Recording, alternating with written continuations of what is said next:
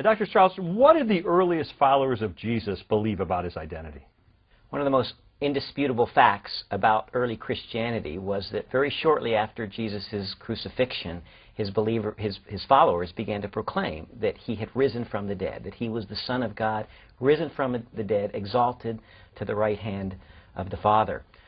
You read through the book of Acts and you see that his followers are praying to him, they're worshiping Jesus. Now, in our context, in our Christian context, that may not be so shocking, so surprising, but place that prayer in the context of first century Judaism, which is thoroughly monotheistic, believes in the one true God of Israel. All of a sudden, Jewish Christians in Israel are praying to Jesus as God at a very, very early date. That's really shocking. It's revolutionary. Well, I guess anybody can make a claim that they're the Son of God, but as you say, Jesus actually convinced his followers that he is God, and people through the centuries, millions and millions of people have believed that. What evidence is there really to support that claim, to back it up? What credentials does Jesus offer to convince us? Well, I think the greatest and final evidence, as Jesus himself said, is his resurrection from the dead. He made extraordinary claims about himself, and then he predicted that he would rise from the dead. Everything he said could have been disproven if that hadn't happened. But in fact, it happened. And the evidence for the resurrection is really extraordinary. How about for you personally? Do you believe that the resurrection of Jesus Christ is the ultimate authentication of his claim to being the Son of God? Absolutely. And I think the historical evidence for the resurrection is really overwhelming when you approach it, even from a skeptic's perspective when you approach it. Just 5 basic, almost indisputable historical facts related to the resurrection. The first, that Jesus died on the cross. The Romans were good at what they did, that he died on the cross. Secondly, that he was buried, in fact. We had the name of the owner of the tomb, Joseph of Arimathea. Not only that he was buried, but that 3 days later the tomb was empty. Jesus' opponents never claimed that the tomb wasn't empty. They could have gone and got the body and shown the body to prove that he hadn't risen from the dead. Instead, they said the disciples stole the body, so that the tomb was empty. Fourth, that Jesus' followers saw Jesus alive, that they were willing to die for that claim. They saw Jesus alive, and that the disciples' lives were absolutely transformed. These people were willing in Jerusalem to proclaim the resurrection, even though they faced almost certain death. So if you were on a jury weighing this evidence, would you render the verdict that Jesus really must be who he claimed to be? I think the evidence is overwhelming. I would say absolutely. Jesus was who he claimed to be, the Son of God and God in flesh.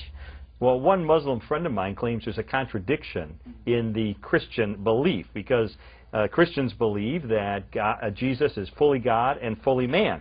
And he said to me, Lee, to be human means to have limitations, and be divine means to have no limitations. So Jesus cannot be limited and unlimited at the same time unless he's schizophrenic. So, is Jesus schizophrenic?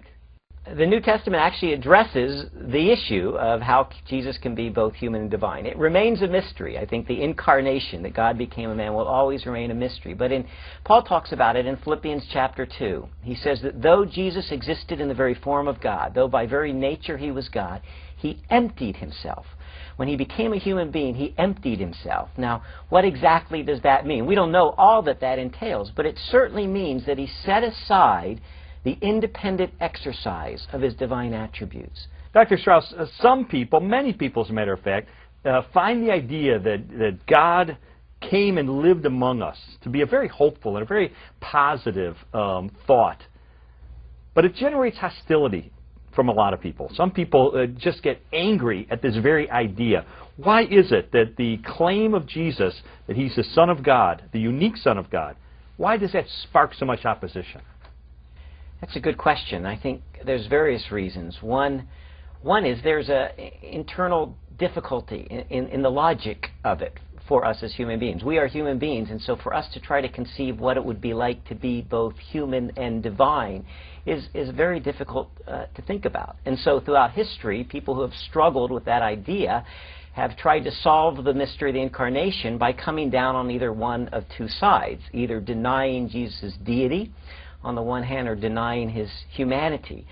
Those who deny his humanity claim that Jesus wasn't truly a human being. He only appeared to be a human being. That's called docetism, from a Greek word meaning to appear or to seem like that.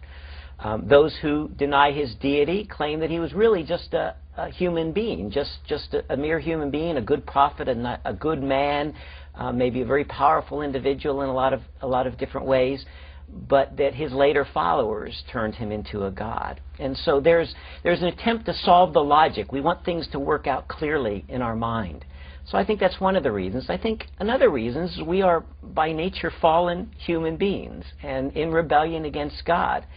And to acknowledge that Jesus is in fact truly human and truly God means that he has certain claims on our lives. And we don't want to submit to those claims on our lives. We don't want to depend on him for our salvation, because it means we have to let go.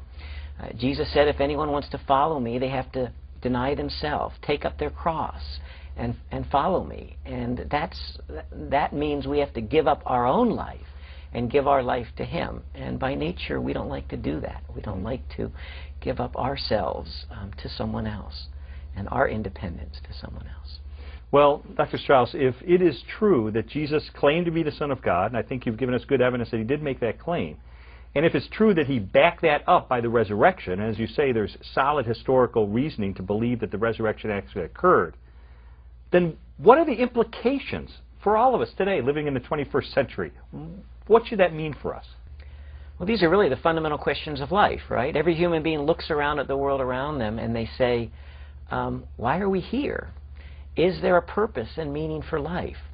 Well, if Jesus was who he said he was, the Son of God, who came to earth to reverse the effects of our fallen human nature, the effects of our fallen creation, then that is the answer to the most ultimate and deepest questions of life. Why are we here and where are we going? And so every person needs to ask that question. If Jesus is indeed truly God, if he's truly a true human being, if he suffered and died for my sins, then I need to respond in faith to him. I need to trust him as my personal Savior.